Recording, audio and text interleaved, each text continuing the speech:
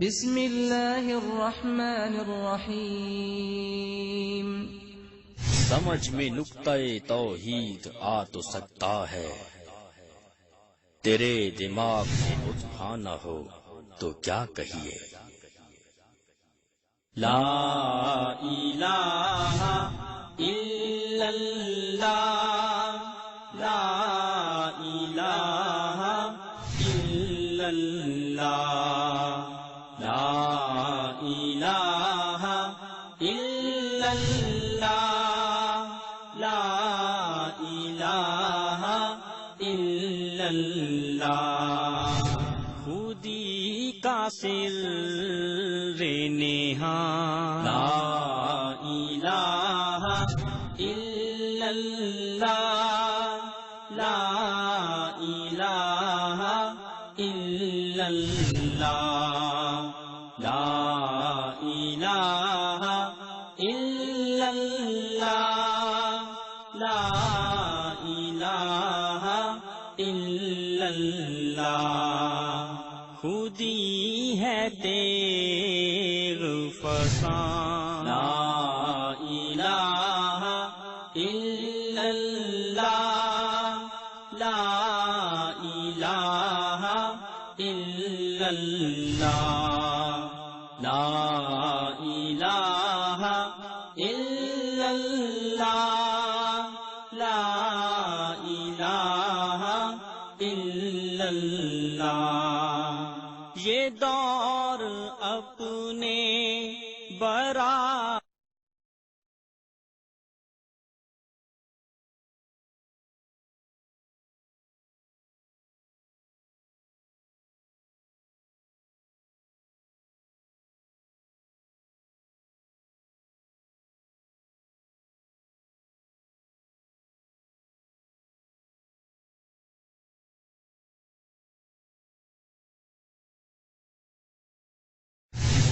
إن الحمد لله نحمده ونستعينه ونستغفره ونعوذ بالله من شرور أنفسنا ومن سيئات أعمالنا من يهده الله فلا مضل له ومن يضلل فلا هادي له وأشهد أن لا إله إلا الله وحده لا شريك له وأشهد أن محمدا عبده ورسوله يا أيها الذين آمنوا اتقوا الله حق تقاته ولا تموتن إلا وأنتم مسلمون يا أيها الناس اتقوا ربكم الذي خلقكم من نفس واحدة وخلق منها زوجها وبث منهما رجالا كثيرا ونساء واتقوا الله الذي تساءلون به والأرحام إن الله كان عليكم رقيبا يا أيها الذين آمنوا اتقوا الله وقولوا قولا سديدا يصلح لكم أعمالكم ويغفر لكم ذنوبكم ومن يطع الله ورسوله فقد فاز فوزا عظيما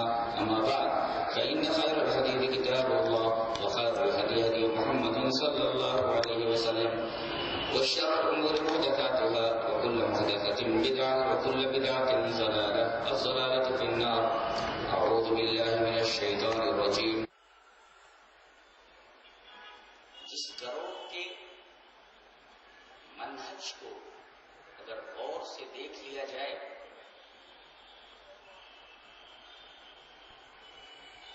تو آدمی بے اختیار پکار اٹھے گا، یہ وہی طائفہ منصورہ ہے جس کی فضیلت اور جس کا ذکر مختلف احادیث میں موجود ہے، لیکن ایک بہت بڑا المیہ رہا ہے اور دور کا کہ اہل حق کو باطل ثابت کرنے کی صحیح نامشکور کی جاتی رہی، لیکن حق دبنے کے بجائے مسلسل ابھرتا رہا، اس لیے کہ حق کی فطرت ہی ہے کہ اسے جتنا دبایا جائے اتنا ہی وہ ابھرتا ہے۔ اس طائفہ منصورہ کے ساتھ سب سے پہلے یہ ظلم کیا گیا کہ اس نے اپنا جو نام پایا تھا، اس نام ہی سے لوگ نہ جانے کیوں چیب جبی ہونے لگے اور ان کے پیٹ میں مروڑ اٹھنے لگا. ہمارا جو نام ہے اس نام کو بدل کر کے نہ جانے کون کون سے ناموں سے ہمیں پکارا جانے لگا. کبھی کہا گیا غیر مقلد، ہمارا وہ نام ہی نہیں ہے، ہم مانتے ہی نہیں کہ ہمارا نام غیر مقلد ہے. کہتے وہابی ہیں، ہم مانتے ہی نہیں کہ ہمارا نام وہابی ہے. کہتے یہ اہل خبیث ہیں، ارے بھائی ہمارا نام اہل الحدیث ہے. یہ جو تم نام رکھ رہے ہو یہ ہمارا نام نہیں ہے، ہمارا نام تو اہل الحدیث ہے. اور یہ جو کچھ کیا گیا ہے یہ کچھ نیا نہیں ہے. یہ معاملہ تو خود جناب محمد رسول اللہ صلی اللہ علیہ وسلم کے ساتھ بھی کیا جا چکا ہے. آپ کا نام کیا تھا؟ محمد. کتنا پیارا نام ہے، جس کی بہت زیادہ تعریف کی گئی، اس کو محمد کہتے ہیں. یہی آپ کا نام تھا. یہ نام بدل کر کے کفار قریش نے مذمم رکھ دیا. ایک کم کرو یار. نام بدل کر کے محمد سے جو پیارا نام تھا اس کی تعریف کی گئی، مذمم رکھ دیا گیا، جس کی حد درجہ برائی کی گئی. دلیل یہ حدیث پاک وعن ابی ہریرہ رضی اللہ تعالی عنہ قال قال رسول اللہ صلی اللہ علیہ وسلم الا تعجبون كيف يصرف الله عني شتم قريش ولعنهم يشتمون مذمما ويلعنون مذمما وانا محمد. رواه البخاری في كتاب المناقب. حضرت امام بخاری سے حدیث پاک ویسے کتاب المناقب کے اندر آیا، جیسا کہ معلوم ہوا حضرت ابو ہریرہ ہے. حضرت ابو ہریرہ فرماتے ہیں کہ جناب محمد رسول اللہ صلی اللہ علیہ وسلم نے ارشاد فرمایا کہ کیا تمہیں تعجب نہیں ہوتا کہ اللہ قریش کی گالیوں کو، اس کا مطلب اگر گالیاں دیتے تھے، نام بدل دینا گالی ہے.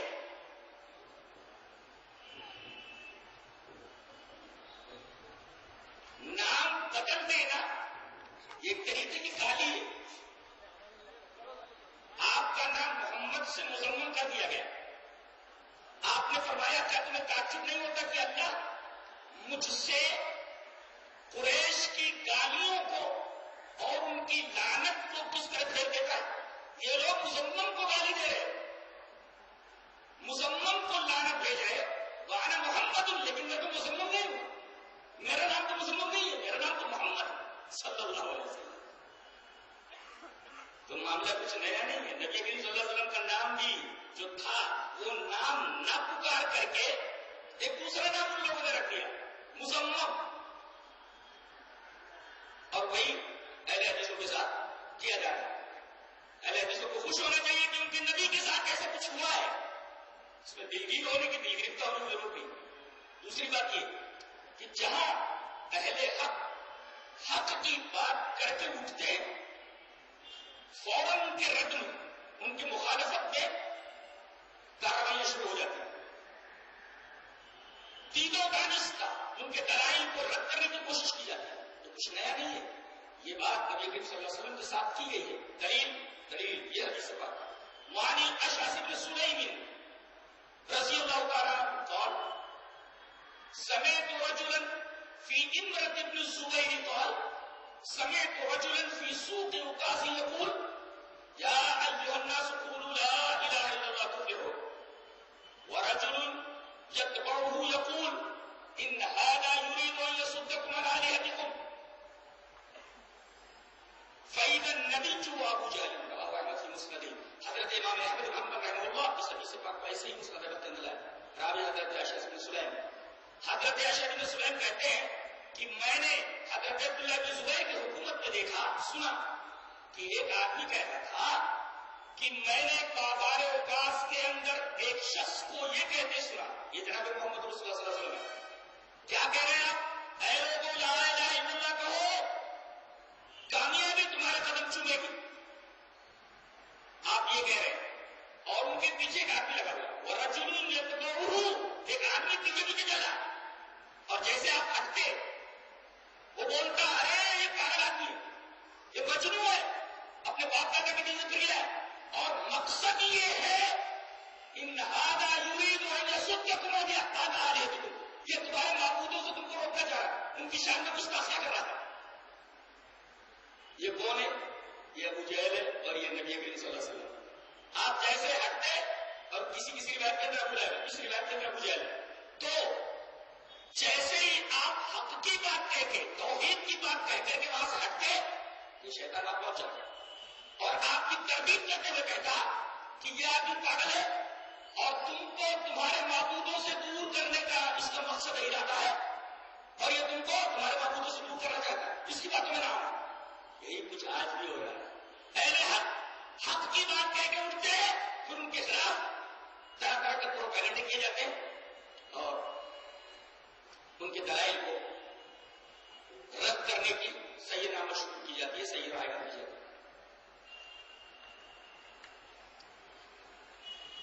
تو اس پر دلگیر اور دلگرفتہ ہونے کی ضرورت ہے. یہ سب ہمارے نبی کے ساتھ ہو چکا ہے، ہمارے ساتھ بھی ہونے والا ہے. اس نام کے اوپر اعتراض ہے. میں کہتا ہوں کہ اہل الحدیث نام پہ اعتراض کرنے کی بنیاد کیا ہے؟ یہ میں نے جو آیت کریمہ پڑھی خطبہ مسلمہ کے بعد، کچھ نوجوان بھی اپنے گھروں سے نکل پڑے، انہم فتیۃ آمنوا بربہم وزدناہم ھدی. یہ توحید کے علمبردار تھے بیچارے، حکومت خلاف تھی، بھاگ نکلے، ایک غار گھس گئے. وَلَبِثُوا فِي كَهْفِهِمْ 300 سنین وازدادوا تسعا. 300 سال سے زائد یہ لوگ اسی غار میں ٹھہرے. اللہ نے ان کی نیت طاری کر دی. اللہ تعالیٰ نے ان کا نام کیا رکھا معلوم ہے؟ اصحاب الکہف. مجھے حیرت ہوتی ہے کہ ایک غار کی طرف نسبت شدیدہ ہوئی، ایک غار کی طرف ان کی نسبت ہوئی، غار میں رہے. تو اللہ نے غار کے اندر رہنے کی وجہ سے غار کی نسبت سے ان کا نام اصحاب الکہف رکھ دیا. تو اگر آدمی حدیث سے نسبت شدیدہ کی وجہ سے اپنا نام اہل الحدیث رکھے، اصحاب الحدیث رکھے، تو اس میں اعتراض کی کوئی ضرورت ہے؟ اگر غار کی طرف انتصاب سے کوئی اعتراض نہیں پڑتا، کوئی اعتراض واقع نہیں ہوتا، اللہ نے غار میں رہنے کی وجہ سے ان کو اصحاب الکہف کہا، تو ہم حدیث کو اوڑھنا بچھونا بنائے ہوئے ہیں. ہم کو اہل الحدیث اگر ہم کہیں یا اپنے آپ کو ہم اصحاب الحدیث کہیں تو پیٹ میں مروڑ کیوں ہوتا ہے؟ کیا یہ ناجائز ہے؟ کہتے وہ نام دکھاؤ قرآن میں حدیث میں. کسی نام کے صحیح ہونے کے لیے ضروری نہیں ہے کہ وہ نام قرآن و حدیث میں ہو، نہ، بلکہ اس نام کی صحت کی بنیاد ہونی چاہیے. بنیاد موجود ہے، بنیاد موجود ہے. یہ تو رہا قرآن. اصحاب الکہف، اور یہ چیزیں محدثین کے سامنے تھی کہ غار کی طرف اگر انتصاب سے ان لوگوں کو، ان نوجوانوں کو اصحاب الکہف کہا جانے لگا، اللہ نے کہا، تو حدیث کی طرف نسبت کرنے سے اگر اصحاب الحدیث کہا جائے تو بالکل درست ہے، تو قرآن سے ثابت ہے. اور یہ چیزیں امام بخاری کے سامنے تھی، یہ چیزیں امام ترمذی کے سامنے تھی، یہ چیزیں امام بخاری کے استاد حضرت علی بن مدینی کے سامنے تھی. اور یہ میں نہیں کہہ رہا، آئیے وہ حدیث دیکھ لیتے. حدیث اس طرح. وہاں معاویہ بن قرۃ عن ابیہ قال قال رسول اللہ صلی اللہ علیہ وسلم اذا فسد اہل الشام فلا خیر لكم لا تزال طائفة من امتی منصورین لا يضرهم من خذلهم حتى تقوم الساعة. قال محمد بن اسماعیل قال علی بن المدینی هم اصحاب الحدیث. رواه الترمذی فی کتاب الفتن. حضرت امام ترمذی حدیث پاک کو ایسے ہی کتاب الفتن کے اندر لائے. ترجمہ کیا ہے؟ نبی کریم صلی اللہ علیہ وسلم نے ارشاد فرمایا کہ میری امت کا ایک گروہ ہمیشہ منصور رہے گا، مظفر رہے گا، کامیاب رہے گا، اور ان کی مخالفت برابر ہوتی رہے گی یہاں تک کہ قیامت آ جائے. اس حدیث کے اوپر تبصرہ کرتے ہوئے امام ترمذی فرماتے ہیں کہ میرے استاد حضرت امام بخاری فرماتے ہیں، اور امام بخاری کہتے ہیں کہ میرے استاد علی بن مدینی فرماتے ہیں کہ اس طائفہ منصورہ سے اصحاب الحدیث ہے. اصحاب الحدیث نام ترمذی شریف میں موجود ہے. نکال دو نا، یہ نام نکال دو وہاں سے، یہ ترمذی سے یہ نام نکال دو، کاٹ کر کے نکال دو، اس لیے کہ حدیث میں موجود ہے اصحاب الحدیث. گویا امام ترمذی اس نام کو صحیح سمجھ رہے ہیں، امام بخاری امیر المومنین فی الحدیث اس نام کو صحیح سمجھ رہے ہیں، علی بن مدینی اس نام کو صحیح سمجھ رہے ہیں. اصحاب الحدیث جی غار کی طرف انتصاب سے ان کو اصحاب الکہف کہا گیا. اگر ہم حدیث کی طرف انتصاب کرتے ہوئے اپنے آپ کو اہل الحدیث کہیں، اصحاب الحدیث کہیں، جیسا کہ اس حدیث میں ہے، پیٹ میں درد ہونے کی کوئی وجہ نہیں. کہنے لگے جب سے بنارس کا مدرسہ سلفیہ قائم ہے، تب سے یہ بیچارے پیدا ہوئے ہیں، تبھی سے انہوں نے اپنا نام سلفی رکھ رکھا. اچھا تو قرآن جب سے مدرسہ سلفیہ قائم ہوا تب سے قرآن ہے کیا؟ یا قرآن جناب محمد رسول اللہ صلی اللہ علیہ وسلم پر آج سے 1500 سال پہلے اترا؟ یہ لفظ تو قرآن میں موجود ہے. آئیے پہلے قرآن دکھاتا ہوں، اس کے بعد حدیث دکھاتا ہوں. سلف، ہم اپنے آپ کو سلف کہتے ہیں. اور کیوں کہتے بھائی؟ حدیث پر عمل کرتے رہے، لوگ رائے کے اوپر عمل کرنے لگے تو اہل حدیثوں نے کہا کہ بھائی ہم اہل الحدیث ہیں، ہم رائے کے اوپر عمل نہیں کرتے تاکہ امتیاز ہو جائے اصحاب الحدیث پہ اہل الرائے میں. پورے بازار میں اگر نقلی دوائیں بک رہی ہوں، کوئی ایک نیک اور اچھا آدمی کہے کہ میری دکان میں صرف پیور دوائیاں ملتی ہیں، کون سا گناہ کر رہا ہے؟ تو ضروری ہے کہ وہ کہے. لہذا یہ ضروری ہے کہ کہا جائے کہ ہم اصحاب الحدیث ہیں، کہ حدیث پر چلنے والے ہم ہیں، اس لیے کہ ان کے مقابلے میں رائے والے آ گئے اور کچھ لوگ اور آگے بڑھے. معتزلہ ہر بات کو وہ عقل کی عینت سے دیکھتے تھے، عقل کے اوپر جو چیز پوری اتری لے لیا گیا، عقل کے اوپر عقل کی میزان پر پوری نہیں اتری ریجیکٹ کر دیا گیا. یہ آئے یہ اصحاب العقل آئے، فلاسفہ آئے، ان کے مقابلے میں اہل الحدیث نے اپنے آپ کو سلف کہا کہ قرآن حکیم کی جس آیت کی تم تفسیر کرتے ہو یہ تمہاری اپنی تفسیر ہے، ہم نہیں مانتے اس کو، ہم قرآن کی تفسیر وہی مانیں گے جو ہمارے سلف نے کیا ہے. تو ہمارا نام سلف رکھنا پڑا کہ ہم سلف کے طریقے پر قرآن و حدیث کو سمجھیں. پیٹ میں مرور ہونے کی وجہ کیا ہے جب یہ نام قرآن حکیم میں موجود ہے؟ اللہ نے فرمایا سورہ زخرف میں فجعلناہم سلفا ومثلا للآخرین. یہ اصل میں سلف جیسے سالف کی جمع ہے، جیسے حارث کی جمع حارس، خادم کی جمع خدم، اسی طریقے سے سالف کی جمع سلف، گزرا ہوا. تو ہم نے ان کو گزرا ہوا بنا دیا. اور دوسروں کے لیے مثال فجعلناہم سلفا ومثلا للآخرین. سلف کا لفظ قرآن حکیم میں موجود. حدیث اس طرح وعن ابن عباس رضی اللہ تعالیٰ عنہما قال مر رسول اللہ صلی اللہ علیہ وسلم بقبور المدینہ فاقبل علیہم بوجهه فقال السلام علیکم یا اہل القبور یغفر اللہ لنا ولکم انتم سلفنا ونحن بالاثر. رواہ الترمذی فی کتاب الجنائز. حضرت امام ترمذی حدیث پاک کو ایسے کتاب الجنائز کے اندر لائے. نبی کریم صلی اللہ علیہ وسلم کے بارے میں حضرت ابن عباس فرما رہے کہ آپ مدینہ کے قبرستان سے گزرے، آپ نے ان کی طرف منہ کیا اور فرمایا تم پر سلامتی ہوئے قبر والو، اللہ ہمیں بخش دے تمہیں بخش دے، تم ہمارے سلف، ہم تمہارے خلف، تم ہمارے سلف یعنی ہم سے پہلے اس دنیا سے چلے گئے. دیکھیے قرآن میں بھی یہ لفظ موجود اور یہاں وہی لفظ آفت کے ساتھ موجود ہے، سلف ہونا. تو اگر ہم نبی نے اپنی طرف صحابہ کی طرف منسوب کرتے ہوئے کہا ہمارے سلف، تو اگر ہم یہ کہیں کہ ہم سلفی ہیں، سلف کے طریقے پر چلنے والے، بنیاد موجود ہے، قرآن میں بھی موجود ہے اور حدیث کے اندر بھی موجود ہے. اللہ، اس وجہ سے ہم اپنے آپ کو سلفی کہتے ہیں. جامعہ سلفیہ جب سے قائم ہوا تب سے ہم اپنا نام اہل الحدیث یا سلفی نہیں رکھے ہوئے، یہ تو ہمارا پہلا نام ہے. اور ایک بات اور بولتا ہوں، حافظ اماد الدین ابن کثیر، تفسیر ابن کثیر پڑھتے ہیں نا آپ لوگ، یہ تمام متعدد تفسیر میں سب سے بہترین تفسیر ہے الحمدللہ، بالکل منہج سلف سے بالکل جڑی ہوئی. اور ان سے زیادہ منہج سلف کو اور کون سمجھنے والا تھا؟ یہ خود ہمارے سلف ہے.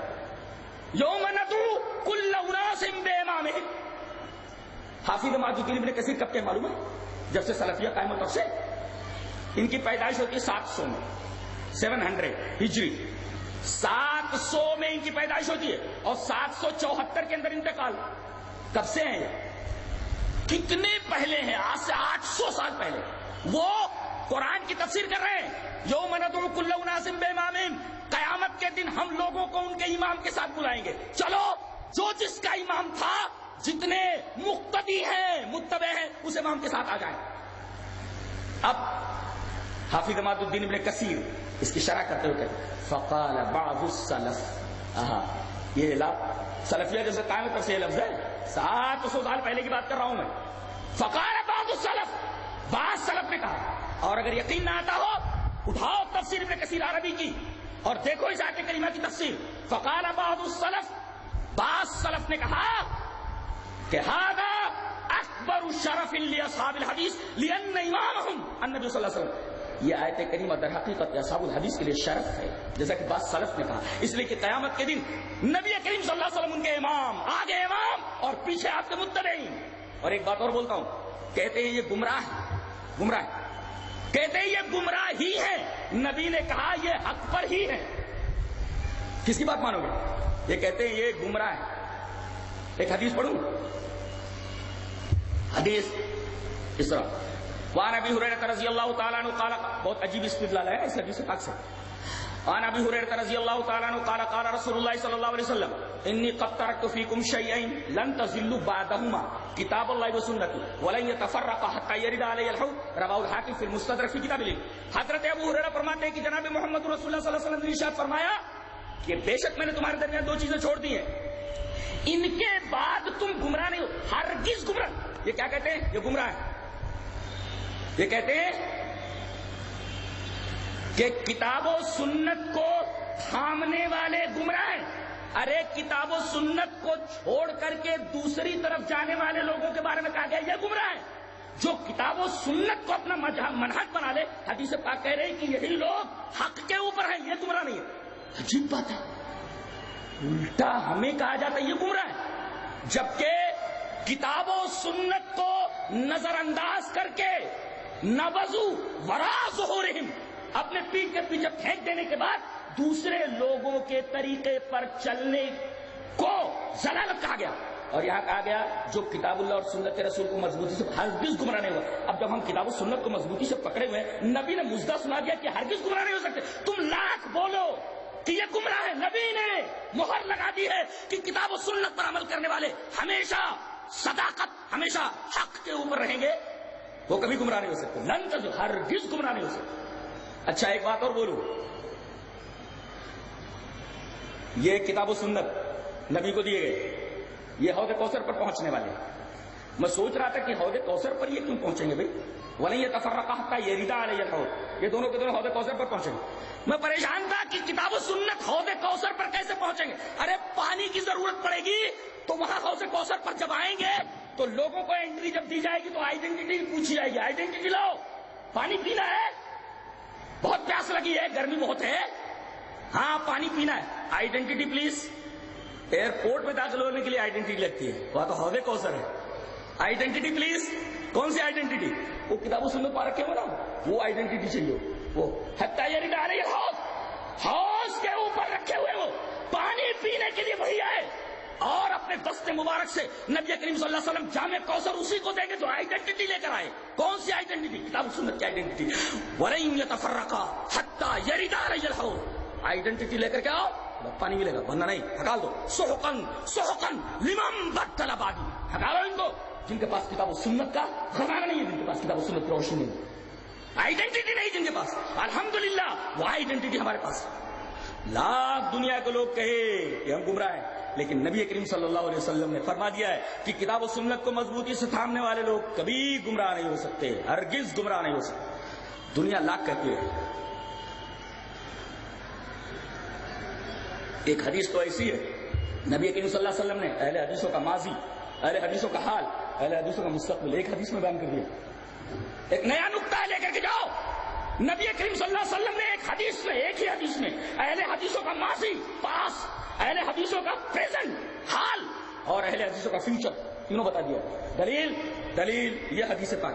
وعن ثوبان رضی اللہ تعالی عنہ ان رسول اللہ صلی اللہ علیہ وسلم قال لا تزال طائفة من امتی علی الحق منصورین لا يضرهم من خالفهم حتى یأتی امر اللہ عز وجل.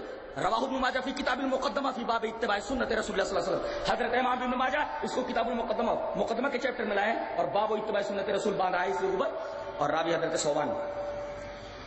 یہ بڑے عجیب و غریب صحابی ہیں. میں نے جہاں تک دیکھا ہے ان سے جو بھی روایت آتی ہے بہت ہی اہم ہوتی ہے. وقت نہیں ہے ورنہ کم سے کم 10-5 حدیثیں تو پڑھ کر کے بتاتا کہ حضرت ثوبان کی یہ روایت کتنی عجیب و غریب ہے. حضرت ثوبان کی یہ روایت کتنی عجیب و غریب، یہ روایت بھی بڑی عجیب ہے.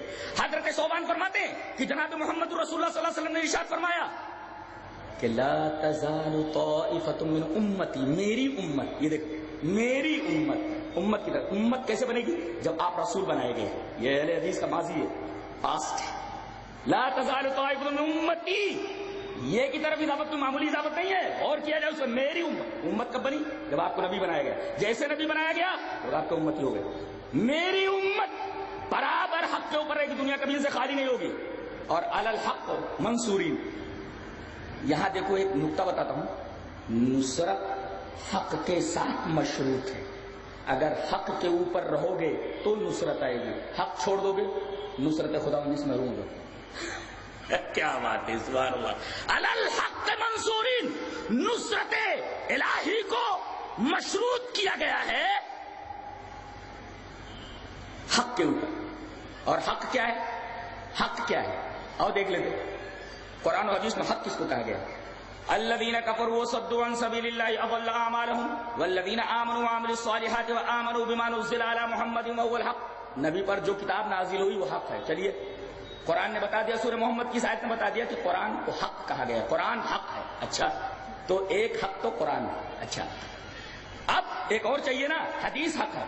آئیے وہ حدیث دیکھ لیتے ہیں۔ حدیث اس طرح، وعن عبد الله بن عمرو رضی اللہ تعالیٰ عنہ قال كنت اكتب كل شيء اسمعه من رسول الله صلی اللہ علیہ وسلم اريد حفظه فنهتني قريش وقالوا اتكتب كل شيء تسمعه ورسول الله صلى الله عليه وسلم بشر يتكلم في الغضب والرضا فامسكت عن الكتاب فذكرت ذلك لرسول الله صلى الله عليه وسلم فأومى بإصبعه إلى فيه فقال اكتب فوالذي نفسی بیدہ ما یخرج منہ الا حق، رواہ ابو داؤد فی کتاب العلم۔ حضرت امام ابی داؤد اس حدیث سے پاک سے کتاب العلم کے اندر ہے، راوی حضرت عبداللہ بن عمر۔ حضرت عبداللہ بن عمر فرماتے ہیں کہ نبی کریم صلی اللہ علیہ وسلم کی ہر بات کو میں نوٹ کر لیا کرتا تھا تاکہ میں یاد کروں، حفظ کروں۔ اس کا مطلب نبی کے زمانے سے حدیثیں لکھنی شروع ہو گئی تھی اور یاد بھی، سینوں میں بھی محفوظ ہوتی رہی قرآن کی طرح اور صفینوں میں بھی محفوظ ہوتی رہی۔ یہ اس حدیث پاک سے ثابت ہے۔ تو قریش نے کہا ارے تو کیا کر رہا ہے، جو کچھ تو سنتا ہے لکھ لیتا ہے۔ نبی کریم صلی اللہ علیہ وسلم بشر ہے، دیکھو تمام صحابہ کرام کا عقیدہ کہ بشر ہے، وہ رسول اللہ صلی اللہ علیہ وسلم بشر یتکلم بالغضب والرضا، کبھی غصے میں بولتے کبھی خوشی میں بولتے، سب کو لکھ لیتا ہے۔ کہتے میں کچھ سوچ کر کے رک گیا لیکن دل جم نہیں رہا تھا، میں نے سوچا کہ نبی سے پوچھ لوں۔ فذکرت ذلک لرسول اللہ صلی اللہ علیہ وسلم، اس بات کا تذکرہ میں نے نبی سے کیا۔ نبی کریم صلی اللہ علیہ وسلم نے اپنی انگلی سے اپنی زبان مبارک کی طرف اشارہ فرماتے ہوئے کہا لکھ، رکنا نہیں، اب لکھتا جا، اس ذات کی قسم جس کے ہاتھ میں میری جان ہے، اس زبان سے جو کچھ نکلتا ہے حق ہی نکلتا ہے۔ یہاں حدیث پاک کو حق کہا گیا، اس آیت کریمہ میں حق کہا گیا قرآن کو، اس حدیث پاک میں کہا گیا کہ حق نام ہے حدیث کا۔ اس کا مطلب علی الحق میں قرآن و حدیث ہے، اس کا مطلب قرآن و حدیث پر اگر رہو گے تو نصرت قدم چومے گی۔ ایک گلی کے اندر ایک آدمی ہوتا ہے، چند مہینوں کے اندر دیکھا گیا کہ مسجد کی تیاری ہو رہی ہے، امیر صاحب سے بات ہو رہی ہے کہ کیا کیا جائے، آگے کیا کیا جائے، مسجد وغیرہ کے بارے میں کیا بول رہے ہیں آپ؟ نصرت ہے یہ، علی الحق منصورین، اللہ کی طرف سے نصرت، اس لیے کہ حق کے اوپر ہے نا۔ پریشان تو وہ لوگ ہوں جو حق کے اوپر نہیں ہے، ہم کو پریشان ہونے کی کیا ضرورت ہے، اس لیے کہ حق کے اوپر ہمیں کتاب و سنت کو ہم نے مضبوطی سے تھام رکھا ہے، اور مشروط ہے نصرت حق کے ساتھ، کتاب و سنت کے ساتھ۔ اور میں نے ثابت کیا کہ حق نام ہے کتاب و سنت کا، لہذا کتاب و سنت کو جس نے مضبوطی سے پکڑا نصرت تو خدا بندی اس کے ساتھ۔ اور یہ تو بتایا گیا ماضی اور حال، میری امت یہ ماضی ہے، برابر رہے گی، دنیا کبھی خالی نہیں ہوگی اس سے، اور حق کے اوپر یہ برابر قائم رہیں گے، منصور و مظفر رہیں گے، یہ ہے حال ان کا، ماضی اور حال۔ اور لا یضرهم من خالفهم، ان کی مخالفت ہوتی رہے گی یہاں تک کہ قیامت آ جائے، اور مخالفت کوئی نقصان نہیں پہنچا سکتی۔ یہ اہل حدیثوں کا فیوچر ہے، یہ فیوچر ہے، اور یہ بتا دیا گیا کہ قیامت تک رہیں گے۔ گویا ایک حدیث کے اندر اہل حدیثوں کا ماضی، اہل حدیثوں کا پریزنٹ حال اور اہل حدیثوں کا مستقبل بتا دیا گیا، جی بتا دیا گیا کہ ہمارا ماضی کیا ہے، ہمارا حال کیا ہے، اور ہمارا فیوچر کیا ہے، ایک حدیث کے اندر بتا دیا گیا۔ یہ کہتے ہیں ہر بات میں حدیث، ہر بات میں۔ ایک صاحب نے کہا ہر بات میں حدیث مانتے، ہر بات میں حدیث، چائے پینے کی دلیل لاؤ۔ میں نے کہا وہ بھی موجود ہے، وہ بھی موجود ہے، حدیث موجود ہے۔ بہت پریشان ہوا، میں نے کہا کہ چائے میں کیا کیا چیزیں پڑتی ہیں؟ بولے پانی۔ میں نے کہا پانی حلال یا حرام؟ کہاں سے ثابت ہے؟ نبی سے ثابت۔ اچھا شکر میٹھی؟ بولے ہاں وہ بھی حلال ہی ہے۔ میں نے کہا دودھ بھی حلال ہے۔ میں نے کہا چائے کی پتی اس کی حرمت کی کوئی دلیل؟ بولے نہیں، سب کو ملا کر کے چائے بنا دی گئی، اور جب کسی چیز کے اوپر نبی کریم صلی اللہ علیہ وسلم نے حرمت کی مہر نہیں، چائے پینا حلال ہے۔ بھاگا وہ، کہا کہ ان کے پاس تو ہر چیز کی دلیل ہے، اور کہتے ہیں کہ یہ ہر چیز پر حدیث مانگتے ہیں، کیوں نہ مانگی جائے بھائی؟ کیوں نہ مانگی جائے؟ نبی نے کہہ دیا کہ جب حدیث بیان کروں تو لو. دلیل یہ حدیث پاک. وعن ابی ہریرہ رضی اللہ تعالی عنہ قال قال رسول اللہ صلی اللہ علیہ وسلم.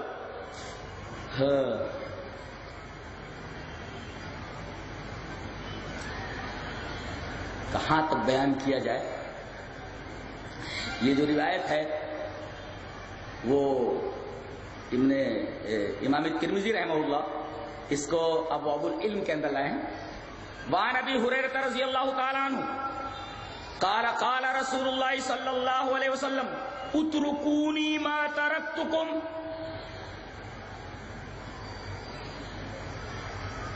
فإنما أهلك من كان قبلكم فإذا حدثتكم فخذوا عني فإنما أهلك الذين من قبلكم بكثرة سؤالهم واختلافهم على أنبيائهم. رواہ الترمذی فی ابواب العلم. حضرت ابو ہریرہ فرماتے ہیں کہ جناب محمد رسول اللہ صلی اللہ علیہ وسلم نے ارشاد فرمایا کہ سنو، جو چیز میں نے چھوڑ دی ہے تم بھی چھوڑ دو. جو چیز میں نے چھوڑ دی. اب کہتے ہیں کہ یہ کہاں لکھا ہوا نہیں کرنا، یہ کہاں لکھا نہیں کرنا، تیجا نہیں کرنا، یہ نہیں کرنا. نبی نے فرمایا جو میں نے چھوڑ دیا چھوڑ دو. سب کا جواب ہو گیا. نبی نے جو چھوڑ دیا چھوڑ دیا. امام شافعی رحمۃ اللہ نے بہت پیارا استدلال کیا. نبی نے جو کیا اس کا کرنا سنت اور جو نہیں کیا اس کا نہ کرنا سنت. اترکونی ما ترکتکم، ماں کو مادامہ کے معنی میں بھی لے سکتے ہیں. مجھے چھوڑ دو جب تک میں نے تم کو چھوڑ دیا. اس میں باریکیاں مت نکالو. تو اترکونی ما ترکتکم فإذا حدثتکم فخذوا عنی، جب حدیث بیان کرو تو فوراً لے لو. حدیث کا مطالبہ تو نبی نے خود کہا ہے کہ حدیث بیان کرو تو لے لو، حدیث بیان کرو تو لے لو. اسی وجہ سے برابر حدیث کا مطالبہ کرتے ہیں. اور چلو ایک روایت اور دیکھ لیتے ہیں حدیث کا مطالبہ کیسے ہوتا رہا ہے. عن ابی عمار قال قلت لجابر بن سمرة رضی اللہ تعالی عنہ الضبو صید هي قال نعم قال قلت آكلها قال نعم قال قلت اقاله رسول اللہ صلی اللہ علیہ وسلم قال نعم. رواہ الترمذی فی کتاب الحج. حضرت امام ترمذی اس حدیث پاک کو اسے کتاب الحج کے اندر لائے. حضرت ابو عمار آتے ہیں حضرت جابر کے پاس، کہتے ہیں حضرت ایک سوال پوچھنا ہے. پوچھو. کہا کہ یہ بجو شکار ہے کہ نہیں؟ بولے ہاں یس شکار ہے. کہا کہ اس کو میں کھا سکتا ہوں؟ کہنا ایٹ اٹ، کھا سکتا ہوں اس کو. آپ لوہا کال نام کھا سکتے ہو. اب بھی دیکھو اگر آنکھیں بند کر کے مال لینے کی بات آتی تو ایک صحابی جواب دے رہا ہے چپ چاپ مال لینا تھا، شکار ہے، بس بات ختم ہو گئی، چپ چاپ لے لو. اب پھر پوچھ رہے ہیں اس کو میں کھا سکتا ہوں؟ کھا سکتے تھے. اب تو چپ چاپ لے لو. کہہ رہے یہ بات آپ اپنی طرف سے کہہ رہے ہو، نبی نے کہی ہے. قال رسول اللہ صلی اللہ علیہ وسلم، کیا یہ بات نبی نے کہی آپ اپنی طرف سے کہہ رہے ہو؟ یہ دیکھو یہ بات آپ اپنی طرف سے کہہ رہے ہو کہ نبی نے کہا ہے؟ کہہ رہے ہاں یہ بات نبی نے کہی ہے.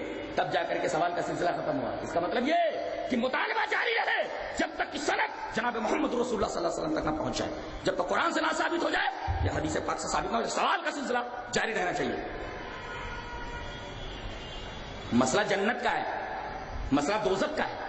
ہم اس کو لائٹلی نہیں لے سکتے، اس لیے کہ بس ایک نگاہ پہ ٹھہرا ہے فیصلہ دن کا. اب آپ کو جنت میں جانا ہے کہ جہنم میں جانا ہے معیار رکھ دیا گیا، میزان رکھ دیا گیا کتاب و سنت. اور غلط فہمیوں کا کیا ہے؟ اب کیا وقت نہیں ہے، نہیں تو ایک طرف سے شروع کرتے کہاں کہاں غلط فہمیاں ہیں ان تمام غلط فہمیوں کا جواب دیا جاتا. لیکن اب وقت نہیں ہے، لہذا بس اتنے ہی پر اکتفا کرتا ہوں کہ ہمارا نام درست ہے، ہمارا منہج درست ہے، اور الحمدللہ منہج کے اندر تو کوئی گڑبڑی نہیں. ماننے والے بدخلق ہو سکتے ہیں، ان کے اندر تھوڑی گڑبڑی ہو سکتی ہے. منہج تو ایک دم 101% کھرا. اس کے اندر تو ذرہ برابر الحمدللہ کوئی لچک نہیں ہے. پوری دنیا میں اسی وجہ سے لوگ ہاتھوں ہاتھ لے رہے ہیں اور ان کی تعداد بڑھ رہی ہے اور لوگوں کے پیٹ میں مروڑ اٹھا ہے. نہ جانے کن کن ناموں سے لوگ کانفرنسیں کر رہے ہیں لیکن کچھ ہونے والا نہیں ہے. اس لیے کہ علی الحق منصورین، نصرت حق کے ساتھ جڑی ہوئی ہے. حق کے اوپر جو رہے گا نصرت اسی کے ساتھ ہے. اللہ تبارک و تعالیٰ میں نیک عمل اور اچھی سمجھ کی توفیق عطا فرمائے. وآخر دعوانا الحمدللہ. کہ اس اجتماعگاہ میں، اس کانفرنس میں جو باتیں کہی گئی ہیں انتہائی ذمہ داری کے ساتھ کہی گئی ہیں، دلائل کے ساتھ کہی گئی ہیں، ان کی کیسٹ اور ان کی ریکارڈنگ جمعیت اہل حدیث کے دفتر سے حاصل کی جا سکتی ہے۔ دوسری چیز کہ اہل حدیث ہر اجتماع میں اس طرح کی باتیں نہیں کرتے، لیکن جب کھلے عام اہل حدیثوں کو بھیونڈی شہر میں شیعہ، کافر، کتا، گستاخ، نالائق کہا جائے تو مجبوراً اپنے دفاع میں نہ صحیح اظہار حق کے لیے ہمارے جمعیت کے ذمہ داروں اور احباب نے بزم سجائی کہ کیا واقعی ہم وہی ہیں جو ہمارے جبہ و دستار والے کہتے ہیں یا ہماری حقیقت کچھ اور ہے۔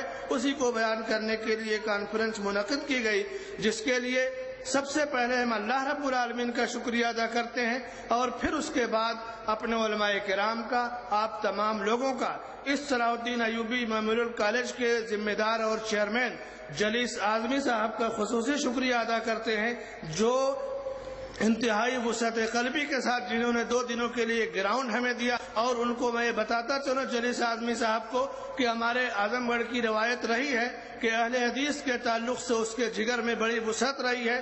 میں علامہ سید سلیمان ندوی، مولانا شبلی نعمانی رحمۃ اللہ علیہ کے شاگرد کا صرف وہ جملہ نقل کروں جو تراجم علماء اہل حدیث میں انہوں نے لکھا ہے تبصرے میں کہ اہل حدیث کے نام سے ملک میں جو تحریک چلی ہے یہ قدم نہیں بلکہ نقش قدم ہے۔ یہ جملہ علامہ سید سلیمان ندوی کا مولانا شبلی نعمانی کے شاگرد ہے۔ خود علامہ شبلی نعمانی کے گاؤں بندول میں جب خطبہ دیتا ہوں تو اردو زبان میں اہل حدیثوں کی طرح خطبہ دیتا ہوں، وہاں کے لوگوں میں الحمدللہ مسلک اہل حدیث پھیل رہا ہے، لوگ قبول کر رہے ہیں کیونکہ علم حق کو قبول کرتا ہے، علم کتاب و سنت کو قبول کرتا ہے۔ اسی طرح سے بھیونڈی شہر کی پولیس ڈپارٹ کا ہم خصوصی شکریہ ادا کرتے ہیں کہ انہوں نے احساس ذمہ داری کے ساتھ ہمیں اجازت دیا، پابندی کے ساتھ، اور اللہ ان کو جزائے خیر عطا فرمائے کہ انہوں نے بھیونڈی شہر کے اہل حدیثوں کے اس پروگرام میں ہمارا بہترین اور بھرپور تعاون کیا۔ سبحانک اللہم و بحمدک، اشہد ان لا الہ الا انت، استغفرک و اتوب الیک۔ یہ دور اپنے براہیم کی تلاش میں ہے، یہ دور اپنے براہیم کی تلاش میں ہے،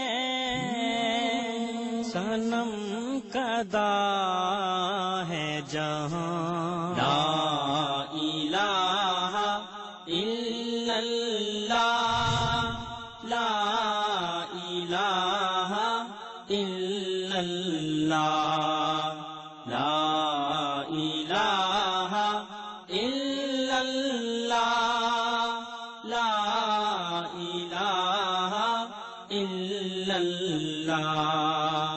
کیا ہے تو نے متاع غرور کا سودا، کیا ہے تو نے متاع غرور کا